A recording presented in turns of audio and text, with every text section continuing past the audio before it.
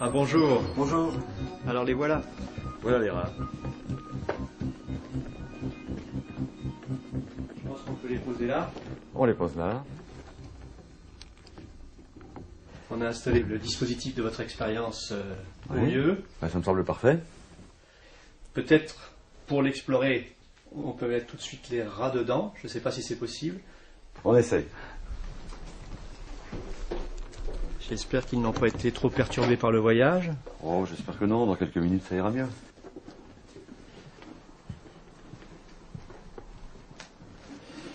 Donc, normalement, ils y vont relativement facilement. Allez, on va les aider un peu. Voilà. Ça, c'est la cage de départ. Voilà, alors ça, c'est la cage de départ. Cette cage, actuellement, est fermée par cette petite porte. Je vais l'ouvrir. Et voilà, donc, vous voyez les premiers rats qui vont immédiatement dans le tunnel. Et ce tunnel les amène au bout de l'aquarium.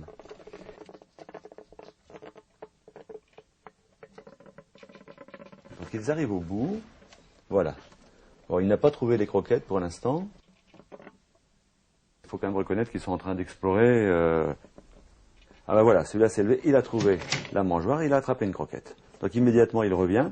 Ah, il est tombé sur il a croisé les autres. Donc voilà, il remonte dans le tunnel et il va aller se manger sa croquette tranquillement dans un coin. Donc là, ils sont en train d'apprendre. Ah ben là, ils sont en train de mémoriser l'aspect spatial de l'aquarium. Il faut dire que le rat est un animal extrêmement doué sur le plan spatial. Hein. Dans la nature, il a un territoire qui s'étend sur des centaines de mètres généralement et dont il mémorise absolument tous les détails. Donc c'est pas un problème pour lui. Voilà. Alors est-ce qu'il a... Non, à part celui-là, qui n'a encore pas trouvé la solution, mais qui va pas tarder à mon avis, voilà. Là, je pense que comme il n'y a aucune difficulté, on va voir apparaître un comportement tout à fait caractéristique du rat, qui est l'amassement. Ils vont déménager absolument toutes les croquettes qui sont dans la mangeoire. On va laisser quelques heures comme ça, c'est largement suffisant pour qu'ils aient absolument compris la règle du jeu, on va dire.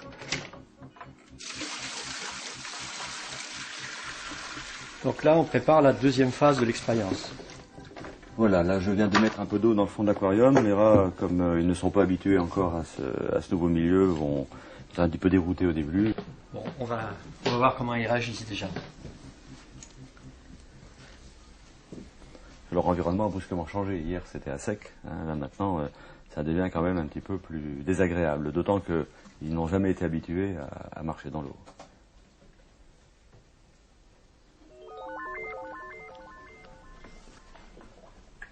On dirait qu'ils marchent sur la pointe des pieds. Ouais.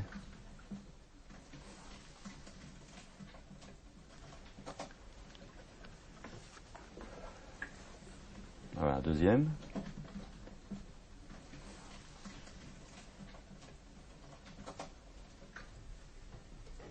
Et voilà. Ça y est, là, ils ont trouvé la nourriture.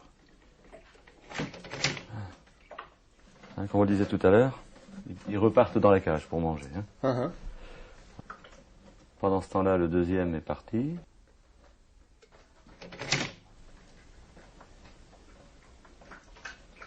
Voilà, une bagarre, et là, celui qui est allé chercher la nourriture l'a perdu. Hein.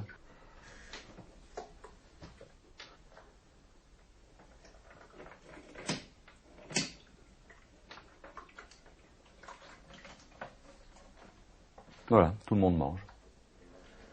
Donc déjà, on a vu que certains rats devaient y retourner plusieurs fois, ça faisait voler, hein, alors qu'il y a encore très peu d'eau. Ça veut dire que déjà, des rôles qui ne seront peut-être pas définitifs sont en train de s'installer.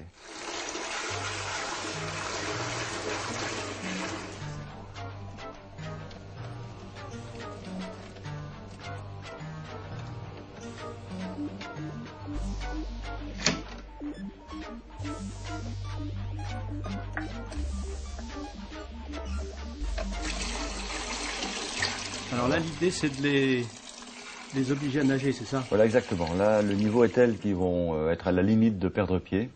Donc c'est vraiment un tournant crucial. Là, je pense que la différenciation va vraiment commencer à apparaître maintenant.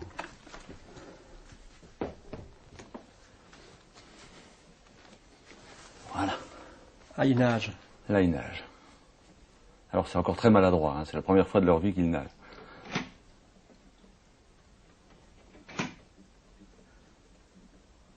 Voilà, là les premières attaques se font, c'est franc et sérieux, là la différenciation est en route. Voilà. Donc notre pauvre nageur, là, qui est allé le premier, a perdu sa croquette. Différenciation des rôles Des entre rôles, ceux qui... voilà. Ceux qui s'occupent des transports de nourriture et nourrissent les autres finalement, hein.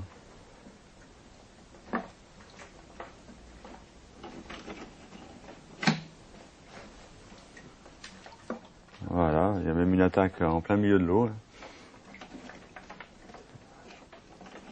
Je vois que ceux qui sont mouillés n'ont rien à manger. Non, en fait, ceux qui sont les plus mouillés sont ceux qui s'occupent des transports, mais comme on leur vole leur nourriture, finalement ils ne pourront manger, et ils ne pourront recueillir le fruit de leur travail en quelque sorte que lorsqu'ils auront nourri tous les autres.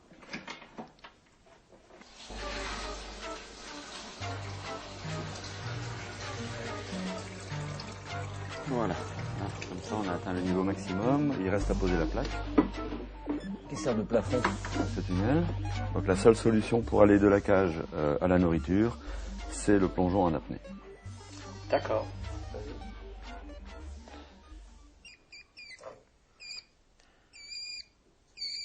Avant de les envoyer dans le tunnel immergé, vous les marquez, c'est ça? Voilà, alors maintenant on va donner une identité à chaque rat afin de vraiment pouvoir les repérer. Voilà un rat qui est marqué à l'épaule gauche, ça sera notre numéro 1. Le numéro 2 est marqué à l'épaule droite, le numéro 3 à la hanche droite, le numéro 4 à la hanche gauche, le numéro 5 au cou et le numéro 6 au bas du dos. Lorsqu'ils seront dans l'aquarium, à chaque fois qu'un rat fera un transport de nourriture, je mettrai une croix ici dans la ligne et comme ça on va voir si oui ou non tous les rats font la même chose ou s'il y a une répartition du travail entre les individus. Donc là, l'hésitation est quand même assez franche, hein, puisque là, le niveau est maximum.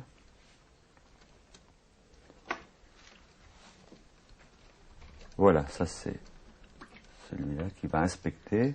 Donc ça c'est le numéro 3 qui est allé inspecter. Voilà, le numéro 1 également qui va inspecter le bas. Beaucoup d'hésitation là. Ah, beaucoup d'hésitation. Là maintenant l'épreuve est vraiment difficile.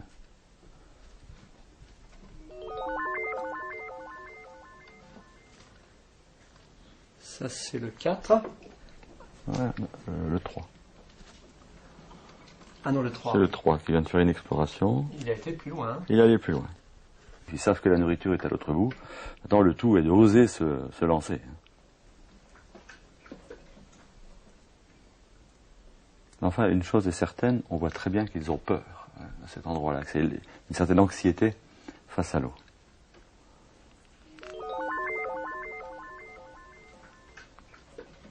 Voilà, le numéro 2, le premier.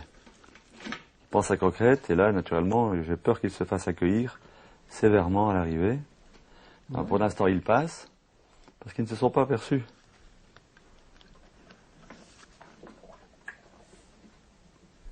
Très longue inspection du numéro 1. Bataille dans la cage, et c'est le numéro 5 qui a volé. Donc je vais reporter une croix sur le tableau. Un plongeon pour le numéro 2. Voilà. Pendant ce temps-là, le numéro 5 est en train de manger le fruit de son vol. Oui, c'est celui-ci. Hein. Il a une tache sur la tête. Voilà le numéro 2. À nouveau dans le tunnel. À mon avis, il va repartir en plongée tout de suite. Voilà, son rôle s'inscrit maintenant.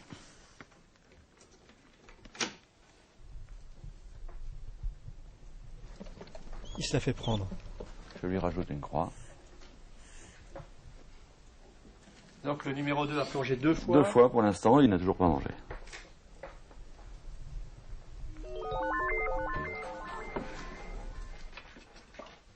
C'est le 3. C'est le 3. Voilà, c'est le 3 qui vient de plonger. Il a attrapé une croquette. La croquette est perdue. Il l'a rattrapée. Oh, joli. Il l'a rattrapé, mais il l'a perdu. Qui est-ce qu'il a? C'est le 6 qui l'a C'est le pris. 6. Ouais. Donc ça, c'est le 6 qui a volé le 3, qui est en train de manger sa croquette. Oui, avec sa tache dans le dos, là, c'est lui.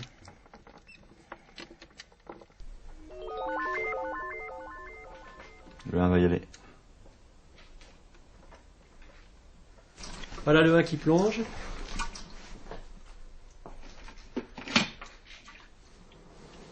Et qui revient. Oh là!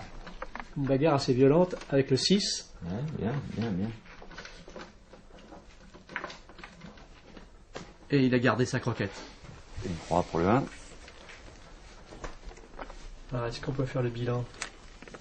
Alors actuellement, il y a 3 races sur les 6 qui ont transporté.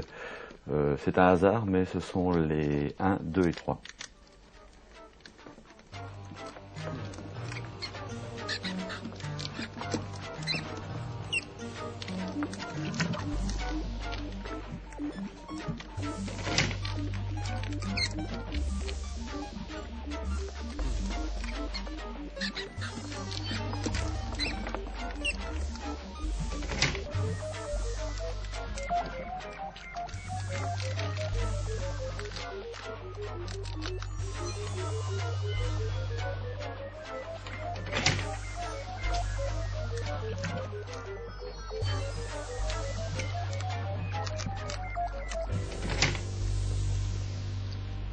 Voilà, le 2 qui revient. Il est passé. Et qui se fait voler la croquette immédiatement. Par le 5. Par le 5, oui. Le 5 n'a pas plongé du tout.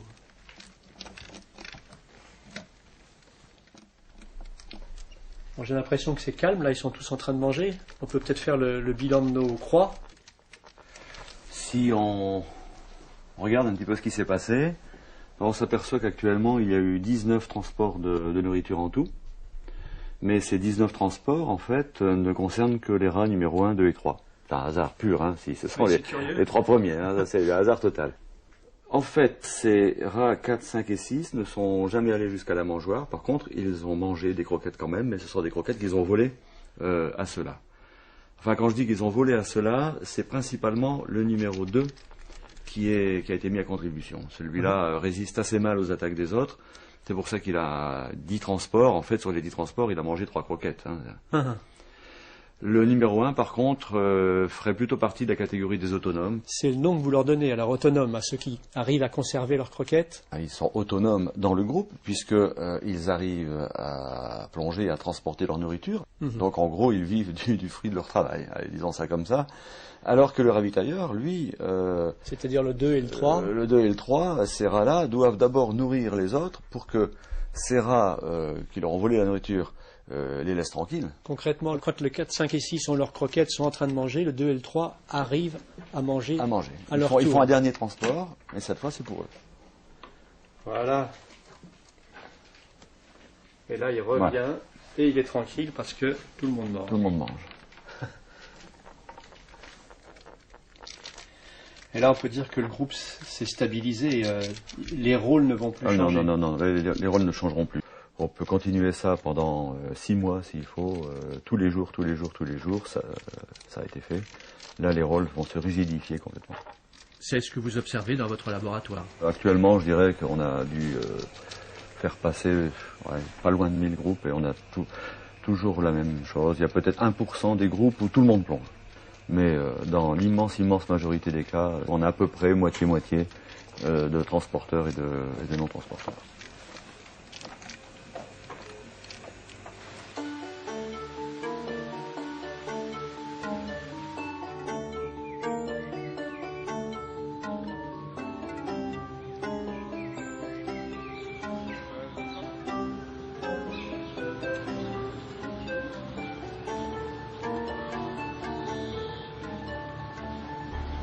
Alors Didier, on se retrouve là avec des étudiants en biologie que vous connaissez bien, qui étudient souvent dans votre laboratoire.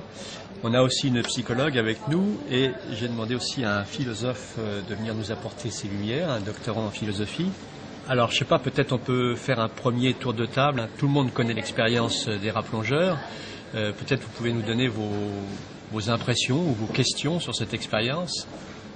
La première chose qui me viendra à l'esprit, ce serait de savoir comment l'interpréter en fait, comment on pourrait expliquer et comprendre la répartition des rôles qu'on a constaté, qui revient très régulièrement, et où on a à chaque fois 3 transporteurs et 3 non-transporteurs. Pour comprendre, je pense qu'on peut déjà établir des hypothèses, et forcément ces hypothèses-là, il faudra les tester à un moment ou à un autre avec diverses expériences. Moi, je me demande quels mots on peut mettre sur les comportements des uns et des autres. Est-ce qu'on peut parler de dominance, de stress, d'inhibition? D'autres réactions? Le philosophe peut-être? Moi, ça me fait penser à un courant en vogue au 19e siècle, le darwinisme social. C'est quoi le darwinisme social? Darwin explique que la nature sélectionne les espèces animales ou végétales les mieux adaptées à leur environnement et les autres sont destinés à disparaître. En fait, Darwin, au moment où il écrit, se développe le capitalisme et puis les guerres coloniales. Et certains auteurs comme Spencer en Angleterre ou Haeckel en Allemagne, ils ont tenté une application à l'espèce humaine de la sélection naturelle, afin de justifier des phénomènes comme le colonialisme, mais aussi l'eugénisme, ou encore, de manière plus générale, l'exploitation de l'homme par l'homme. Je reviens au biologiste. Tout à l'heure, vous parliez d'hypothèses à tester. Quelle hypothèse, par exemple? On pourrait déjà se poser la question de savoir si tous les rats sont égaux par rapport à la nage, savoir s'il y en a certains qui ne sont pas handicapés par rapport à l'eau, un handicap moteur ou sensoriel, par exemple. Oui, ça c'est la première idée qui nous a traversé l'esprit. Eh bien sûr, on a pensé que certains rats pourraient tout simplement ne pas savoir nager, ou avoir des difficultés. Et pour répondre à ça, on a monté une série d'expériences dans lesquelles on a entraîné des rats naïfs au départ, seuls dans le dispositif. Là, la réponse est tombée très claire, très nette. 100% des rats savent nager et transporter la nourriture. Donc ce n'est pas une question de handicap. Je ne peux pas m'empêcher de penser que le stress doit jouer un rôle dans tout ça, notamment dans le fait de plonger, par exemple, le stress que les rats peuvent ressentir. Ça aussi, on l'a vérifié expérimentalement. On a pris des rats naïfs, des groupes de 6 à nouveau, et on a traité avec une molécule anxiolytique assez puissante, un tranquillisant comme on dit, la moitié des rats dans chaque cage pendant toute la montée de l'eau. Et là aussi, le résultat était très clair. Chez les rats qui ont été traités, ils sont presque tous devenus transporteurs. Et d'ailleurs, réciproquement, ceux qui n'ont pas été traités sont également devenus presque tous non-transporteurs. Autrement dit, on a modifié le comportement de certains rats en les traitant, mais on a en même temps modifié le comportement des autres qu'on n'avait pas traités. Ce qui montre bien qu'on est dans l'interaction sociale, là, clairement. Donc si je comprends bien, ceux qui ne plongent pas sont les plus anxieux en fait. Oui, c'est exactement ça. Ce sont bien les plus anxieux qui ne plongent pas. Mais il reste néanmoins que si on met 6 rats dans la cage, en général, il y en a la moitié qui plonge et puis l'autre moitié qui plonge pas. On a un petit peu l'impression, dans la lignée du darwinisme social, qu'il y en a qui sont prédestinés à être exploités et d'autres prédestinés à les dominer. Alors est-ce qu'il y a une expérience qui permettrait de tester cette hypothèse-là? Vous avez des idées? Qu'est-ce qu'on pourrait faire comme expérience pour aller plus loin? On pourrait peut-être regrouper ensemble les transporteurs. Oui, donc en fait, tu veux dire mettre dans une même cage uniquement des plongeurs et faire la même chose pour les non-plongeurs. Oui, voilà. D'accord. Oui, alors en composant des groupes uniquement de transporteurs ou de non-transporteurs, en fait, on saura si les rôles sont définitivement bloqués ou si les rats sont capables de remettre ces rôles-là en question et donc de se redifférencier finalement. Cette expérience-là, vous l'avez faite? Nous l'avons faite.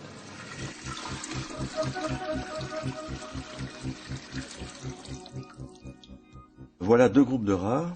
Ils ont été constitués il y a à peu près 3 semaines. Et donc voilà 3 semaines qu'ils se sont différenciés, chacun, dans le dispositif piscine.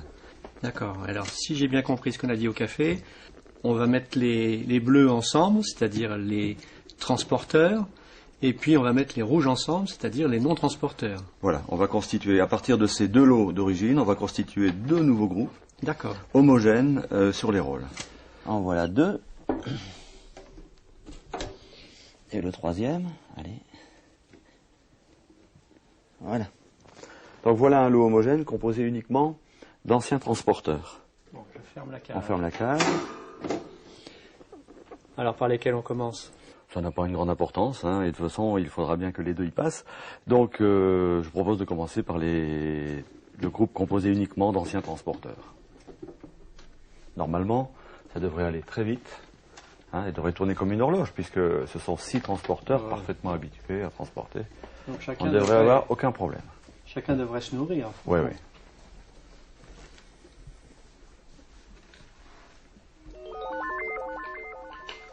Voilà. Ils reprennent contact progressivement.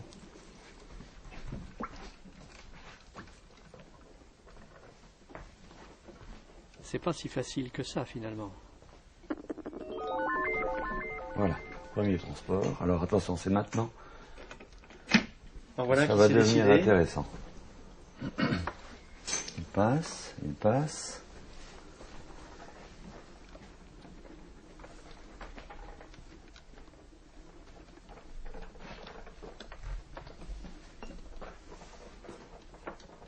Jusqu'ici, il a conservé sa croquette.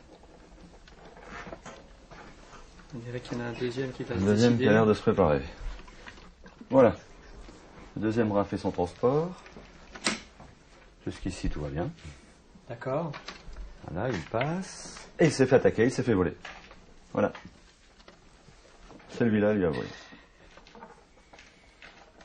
D'accord, alors On a un ancien transporteur qui a l'air de s'être mis à voler. On va voir si ça confirme. Ah, voilà. un troisième transporteur. Troisième transporteur qui se manifeste. Retour à la cage. Et il s'est fait attaquer par un autre, voilà, qui lui a volé. Donc actuellement, on a 2 anciens transporteurs qui se sont mis à voler. Autrement dit, les anciens esclaves se sont transformés en maîtres. Donc ça, c'est le premier qui a plongé, qui a réussi à conserver sa croquette. Hein. Mais à côté de lui, on a un qui est sec, donc qui a volé. Et dans le coin, là, c'est un voleur aussi, qui est sec. Et puis ces deux-ci, qui sont des plongeurs, hein, qui sont en train de faire leur toilette. Là, vous allez les marquer à nouveau. Je vais lui faire une petite marque rouge sur la tête. Voilà. Voilà. Et lequel? Celui-là, hein? C'est celui-là, oui, oui. C'est celui-là. Je vais lui faire la même marque. Voilà. Donc ces deux-là. Ces deux-là étaient des anciens transporteurs qui au moins ont volé une fois. Voilà. On va voir s'ils continuent.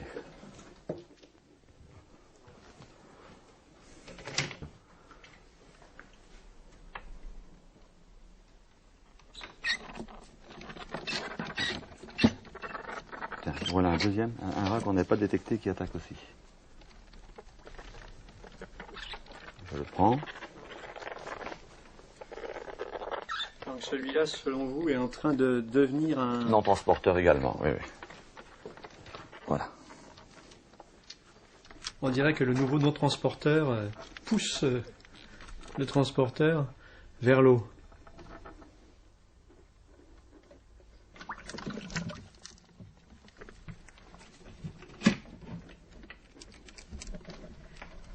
Oh là là, il se la fait prendre. Voilà, ce rouge-là confirme son statut d'attaquant, de voleur. Il vient de piquer une croquette. Donc là, si on fait le point, on ne voit plus du tout plonger ceux que vous avez marqués d'une marque rouge sur la tête. Ils sont devenus finalement non transporteurs. C'est ce que vous constatez en laboratoire aussi? Oui, en fait, lorsqu'on regroupe des transporteurs, alors qu'on pourrait penser que le groupe va se mettre à fonctionner comme une horloge, hein, puisqu'ils sont tous entraînés à aller chercher leur ravitaillement, eh bien non. Il faut très peu de temps pour que ce qu'on pourrait appeler des néo-non-transporteurs, je suis vraiment désolé pour le mot compliqué, des néo-non-transporteurs se manifestent.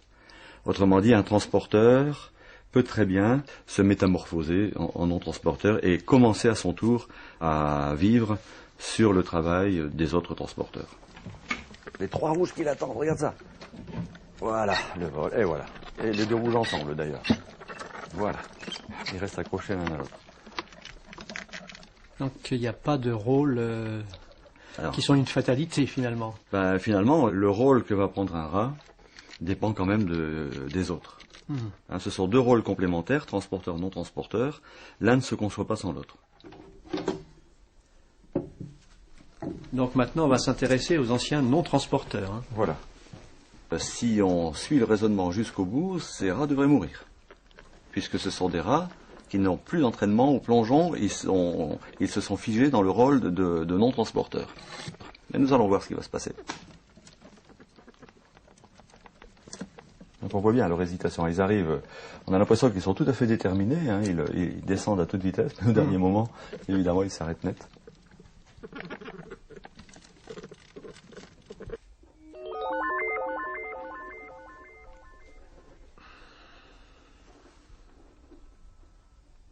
En fait, le non-transporteur, c'est pas tellement un rat qui a peur de l'eau, c'est un rat qui a peur de l'eau, mais surtout de se lâcher.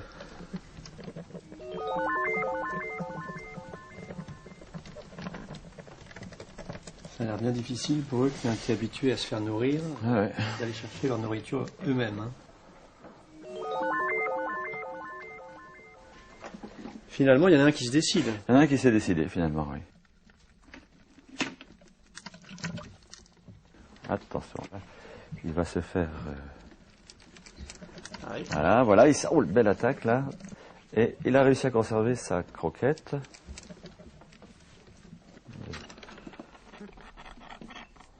Une seule croquette pour tous ces non-transporteurs, c'est pas beaucoup. Donc dans ce groupe qui est formé de rats qui étaient des non-transporteurs auparavant, après de longues hésitations, il y en a un seul qui s'est décidé à plonger. Voilà.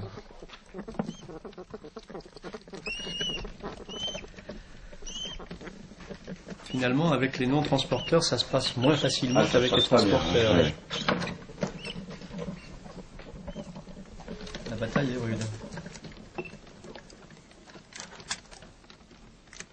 Oui, quand vous avez des groupes de non-transporteurs comme ça, vous les voyez évoluer vers un ou deux transporteurs. Un ou deux maximum, c'est très difficile pour un non-transporteur de se remettre à transporter. Néanmoins, on a vu que c'était possible.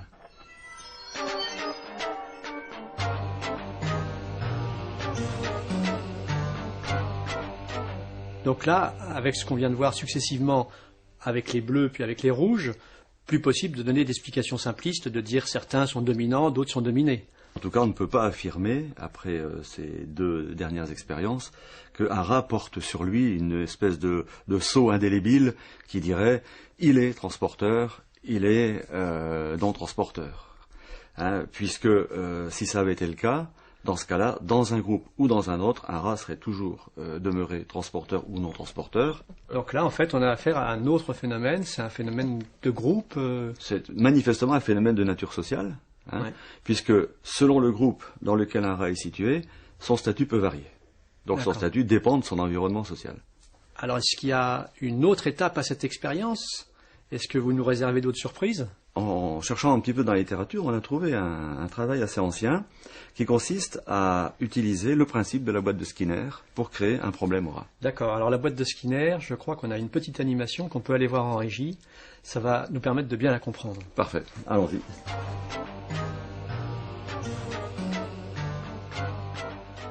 Alors c'est ça une boîte de Skinner. Hein. D'un côté, il y a une pédale. De l'autre côté, il y a une mangeoire. Si on appuie sur la pédale, il y a une croquette qui tombe. Évidemment, si on aime ça, on peut la manger. Hein. On voit la boîte par-dessus, là. Donc vous mettez certainement des rats dans cette boîte de Skinner. Voilà. Hein, donc on place un rat qui va se familiariser un peu, qui va très vite comprendre qu'en appuyant sur la pédale, ça va déclencher l'arrivée de la nourriture dans la mangeoire. Et ça lui plaît beaucoup. Et il va très vite apprendre comment fonctionne ce dispositif. Qu'est-ce qui se passe ensuite? Alors ensuite, on va progressivement agrandir la boîte de Skinner. Et à la fin, il va y avoir à peu près une distance d'1 mètre entre la pédale et la mangeoire. Donc, le rat va devoir appuyer sur la pédale, courir vers la mangeoire, manger la pastille de nourriture et revenir appuyer sur la pédale pour avoir la pastille suivante. L'étape suivante va consister à faire ce que je viens de vous décrire avec 6 rats. À la fin, on obtient 6 rats qui savent parfaitement se déplacer pour aller manger, revenir appuyer sur la pédale, se déplacer pour aller manger, etc. Et ces 6 rats? Et ces 6 rats, naturellement, on va les placer ensemble dans une seule boîte.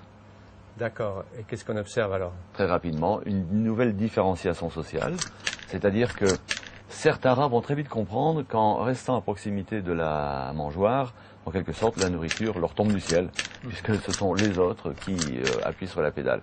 Quant à ces autres rats qui appuient sur la pédale, ils arrivent à manger de temps en temps, mais c'est très difficile pour eux, parce que quand ils appuient sur la pédale, il faut quand même à peu près 5 secondes pour aller à l'autre mangeoire, et généralement, il y a longtemps qu'un rat l'a mangé. Donc ils retournent appuyer, ils essaient de manger, ils n'y arrivent pas, ils retournent appuyer. Et ils mangent quand même quand les autres sont nourris. Et le fait qu'ils mangent, ça, finalement, ça les induit à continuer à avoir ce comportement. Alors, quel rapport entre la boîte de Skinner et votre dispositif des rats plongeurs? Eh bien, l'intérêt, c'est qu'on peut prendre un groupe de 6 rats, les placer d'abord dans la situation de boîte de Skinner, voir quels sont les rôles que chacun des rats acquiert, puis transporter ensuite, dans un deuxième temps, ce même groupe dans la situation piscine et examiner à nouveau les rôles que chacun des rats vont prendre dans cette nouvelle situation. Et il y a des correspondances? Justement, c'est ça le plus intéressant, c'est qu'il n'y a pas de correspondance. Ça veut dire que si on connaît le rôle d'un rat dans cette situation-là, on ne peut absolument pas prédire quel rôle il tiendra dans l'autre. Ça confirme ce qu'on a dit tout à l'heure, il n'y a pas de prédestination individuelle. Un rat n'est pas condamné à avoir toujours le même rôle dans toutes les situations. En fait, le rôle d'un rat va dépendre à la fois des individus qui l'entourent, ça c'est ce qu'on pourrait appeler un déterminisme social, et va dépendre également du contexte dans lequel ce groupe va être posé. Plus précisément, il va dépendre de la nature du problème qui se pose au groupe pour obtenir sa nourriture. Moi, ce que j'aimerais savoir, c'est à quel moment elle se joue, cette répartition des rôles. Est-ce qu'il y a un moment clé? Il est probable que ça va dépendre, cette différenciation, des premiers contacts que les animaux vont avoir avec le problème et des premières interactions qui vont suivre l'installation dans la situation.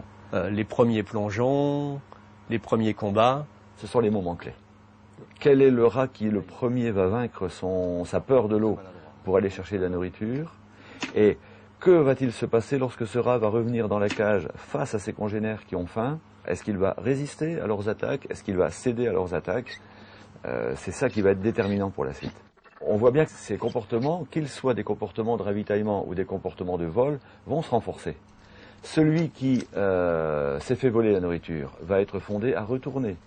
Mais en retournant chercher la nourriture, il va acquérir des capacités motrices, des capacités d'orientation qu'il n'avait pas avant. Donc ce sera de plus en plus facile pour lui. C'est pas le cas de l'autre. L'autre, lui, va développer d'autres capacités, la capacité à voler. Donc à la fin, la situation va se rigidifier complètement. Les ravitailleurs vont nager sans problème, ça ne leur coûtera plus rien de retourner une fois de plus rechercher de la nourriture, et les autres vont devenir de véritables experts du vol. Donc les situations vont vraiment s'installer et ne bougeront plus.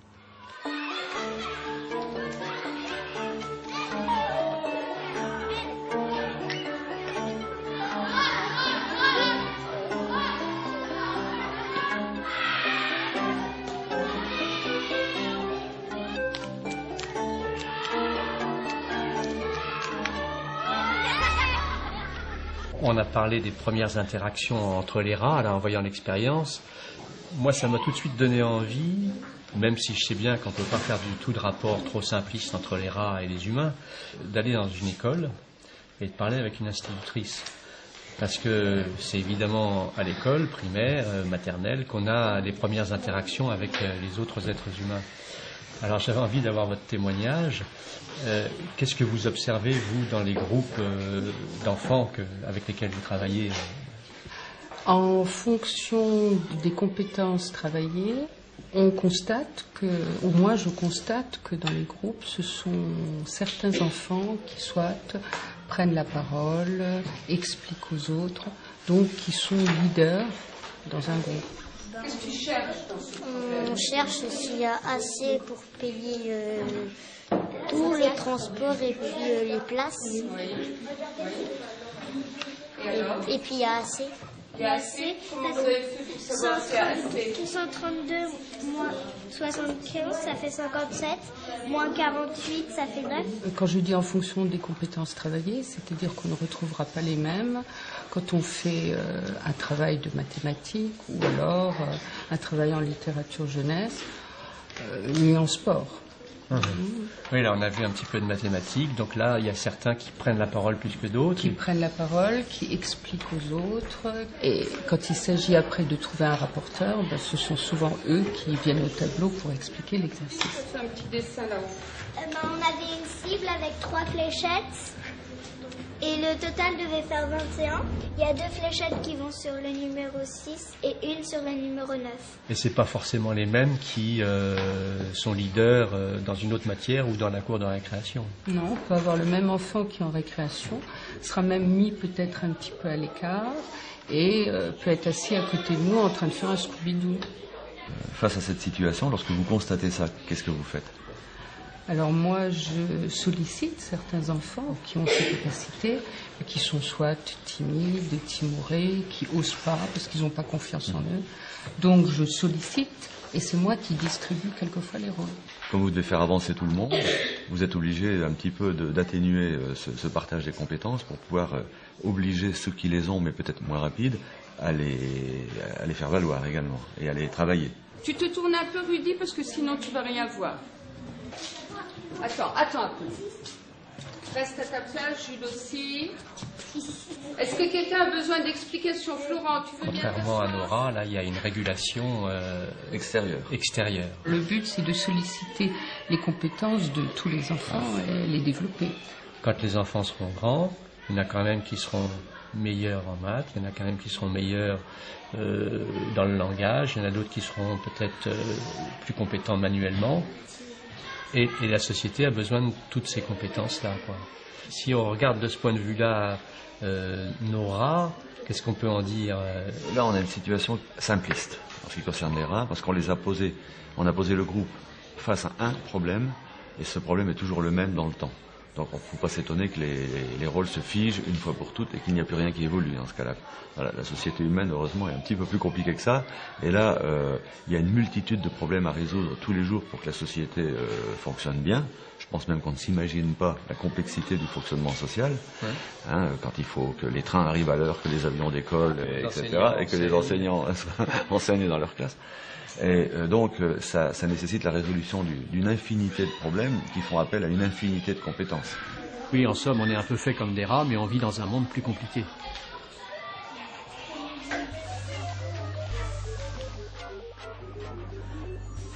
Il y a un premier rat qui plonge, il revient avec une croquette, et hop, bataille. Voilà un autre rat qui plonge. Ce sont des rats virtuels. Alors ici, on a des rats virtuels, c'est-à-dire que chaque rat, en fait, correspond à un petit programme. Et tous ces programmes vont être mis ensemble, en interaction les uns avec les autres. Alors au départ, c'est des petits programmes très simples, mais ce qu'on espère, c'est que l'interaction entre ces programmes va permettre de reproduire le phénomène observé en biologie. Et voilà que le brun, là, s'est mis à plonger lui aussi beaucoup. Donc le rat brun et le rat vert, c'est deux rats qui sont à peu près identiques. Ils ont tous les deux une force faible et une anxiété faible. Ça correspond aux rats ravitailleurs de l'expérience biologique. Voilà Didier. Vincent. Bonjour Philippe. Bonjour. Alors Didier, on vient de voir la simulation que Vincent a réalisée à partir de l'expérience des rats plongeurs qu'on connaît bien maintenant. Et on observe des choses qui ressemblent fort à ce qu'on a vu sur le plateau avec les rats réels. J'aimerais bien comprendre pourquoi, c'est-à-dire comment s'est passée finalement la collaboration entre l'informaticien et le biologiste. Le plus difficile, ça a été de se mettre d'accord sur les paramètres de base qu'on allait introduire dans le modèle. On voit très bien que les rats hésitent à plonger. Donc l'anxiété face à l'eau, le stress face à l'eau devait nécessairement être introduit dans le modèle. Par ailleurs, il est clair que lorsqu'on a peur de quelque chose, mais qu'on a un besoin plus important qui nous pousse, ce besoin peut vaincre cette peur. Par exemple là, dans notre modèle, la faim du rat pouvait le pousser quand même à aller à l'eau. Ensuite, il y a des combats. Dans les combats, il y a un vainqueur invaincu. Donc, par conséquent, la force d'un rat devait également intervenir. Donc, très rapidement, on est tombé d'accord au moins sur ces trois paramètres-là. L'anxiété, la faim, la force, c'est ce que vous avez mis dans les modèles, dans les rats virtuels. Tout à fait. On a ici les faims des différents rats, on a leur peur par rapport à l'eau, et on a la force que chacun possède. Ces paramètres vont représenter son état. Ils vont évoluer au cours du temps et ils vont aussi déterminer son comportement. Ce qui fait qu'au fur et à mesure, le rat virtuel va évoluer et va avoir un comportement différent. Alors, cette modélisation informatique, à quoi sert-elle pour le biologiste finalement? À première vue, on pourrait penser que c'est un petit peu stérile parce que ça consisterait à faire un jeu vidéo avec les rats à partir d'une situation réelle. Mais en fait, c'est pas ça du tout. Nous, ça nous permet déjà de tester la vraisemblance de nos hypothèses. Parce que lorsque nous partons du principe que l'anxiété, la faim, la force doivent jouer un rôle dans la différenciation, nous ne pouvons le montrer que par des expériences indirectes. Ici, on va fabriquer le modèle, on va introduire ces paramètres-là et on va bien voir ce qui se passe. Et on voit qu'on retrouve les mêmes comportements finalement. On retrouve les mêmes comportements. Un autre intérêt du modèle, c'est de nous permettre de faire en quelque sorte des expériences virtuelles qu'on ne pourrait pas réaliser, vraiment physiquement. On voit bien que le biologiste tire parti de la modélisation, ça confirme ses hypothèses. Est-ce que l'informaticien apprend quelque chose aussi du biologiste quand il modélise? Oui, tout à fait. Nous, on est intéressés pour avoir des modèles qui permettent d'organiser des systèmes. Par exemple, on va s'intéresser à des problèmes de robotique collective, où plusieurs robots doivent coopérer pour résoudre un problème, des problématiques de réseau, où l'information doit circuler entre différentes machines. Et malheureusement, à l'heure actuelle, en informatique, on est souvent confronté à un problème d'organisation, c'est-à-dire comment passer d'individus à un groupe qui est capable de résoudre collectivement ces problèmes-là. Pour ça, on va s'inspirer de la biologie. Et ce qui nous intéresse, c'est de voir la simulation comme un phénomène de collaboration, où par exemple, dans un groupe de robots, certains robots vont explorer, par exemple les ravitailleurs, pendant que d'autres restent en sécurité et peuvent faire d'autres tâches. Alors, est-ce qu'on peut dire que nos rats qu'on imaginait assez en compétition, là, finalement collaborent? Oui, on peut le voir sous cet angle-là également. Supposons que j'ai une certaine compétence qui me permet de me procurer de la nourriture dans le milieu, par exemple, ici, dans le cas de notre expérience, franchir un obstacle aquatique. Si je refuse de partager cette nourriture, les autres vont mourir. Je les condamne à mort. Mais maintenant, je peux avoir le comportement opposé, un comportement plus altruiste, j'accepte de partager. Et paradoxalement, en partageant et en leur sauvant la vie, je me sauve peut-être la vie.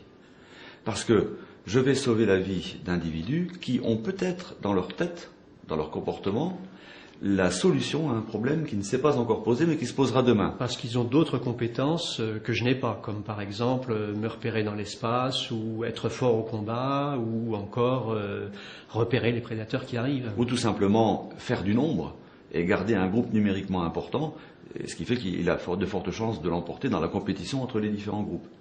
Donc c'est peut-être cultiver le paradoxe, mais en sauvant la vie d'autrui, je peux me sauver la vie, c'est un gage sur l'avenir en quelque sorte.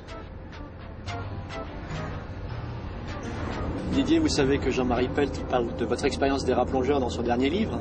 Oui, dans La raison du plus faible.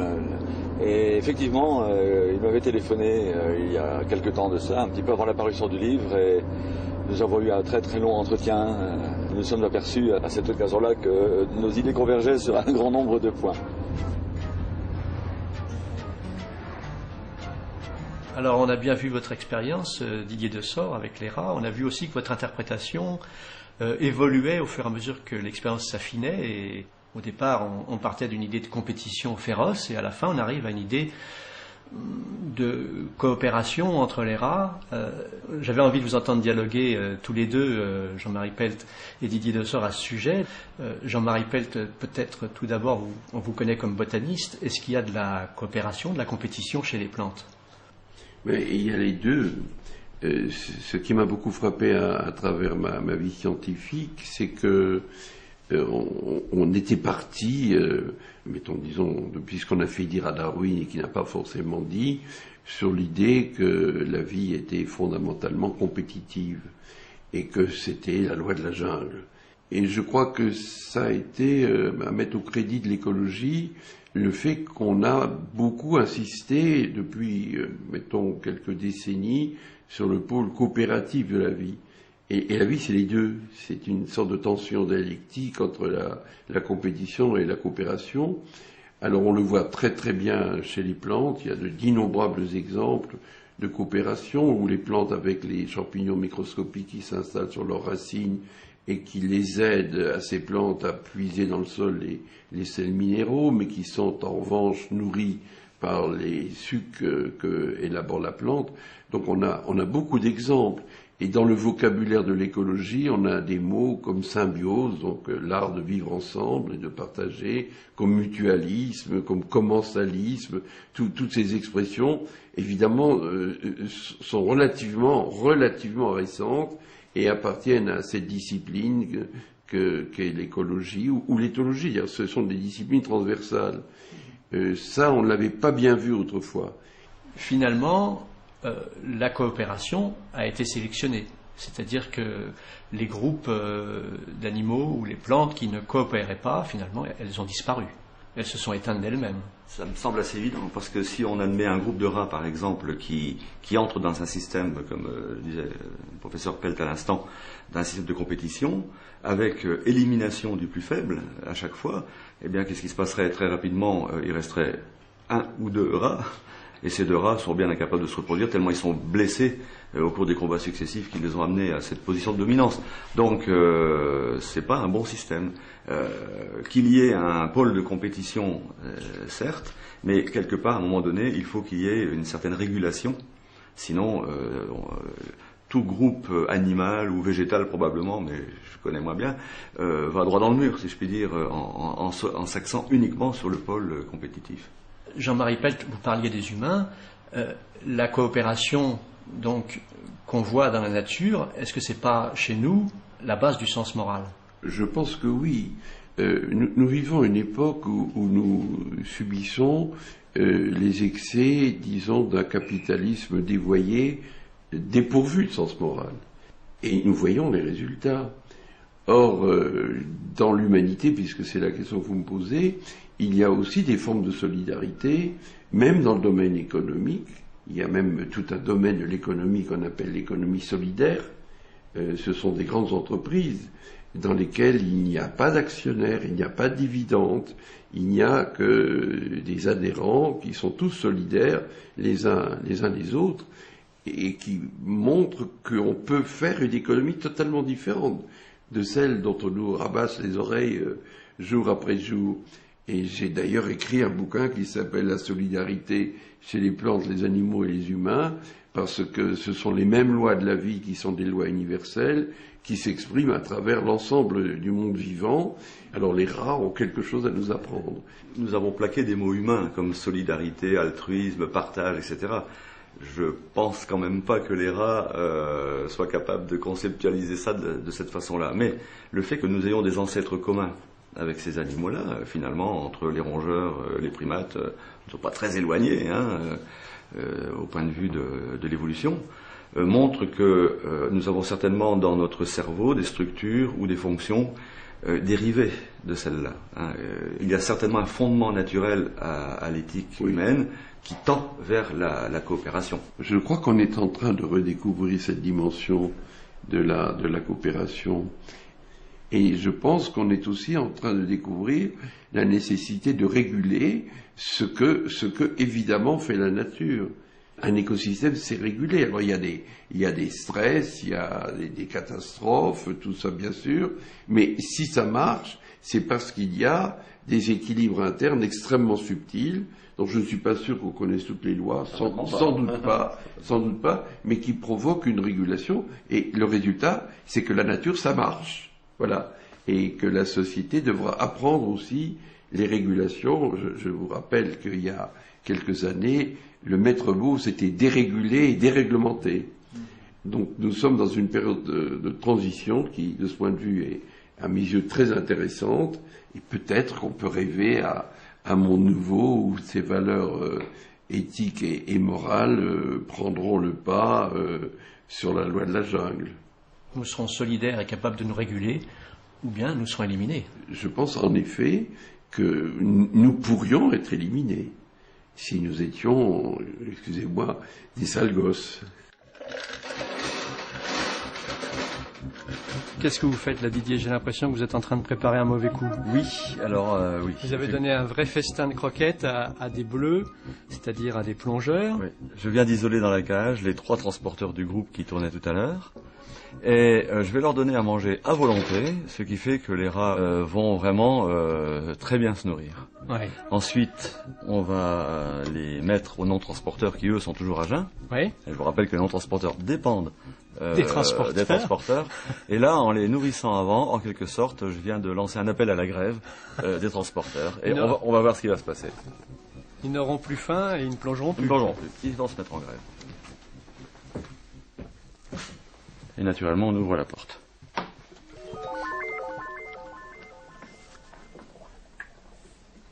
Voilà, un non-transporteur qui pousse le transporteur à l'eau. Aller au travail. Mais non, ça ne sert à rien. Et il refuse de travailler. Il n'a plus faim.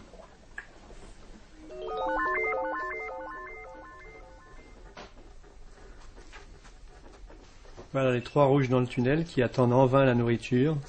Et les 3 bleus dans la cage qui, franchement, sont bien tranquilles. C'est bien ce que je disais, vous leur avez joué un vilain tour. C'est tout un monde qui bascule. Cette fois, c'est eux qui sont faits comme des rats.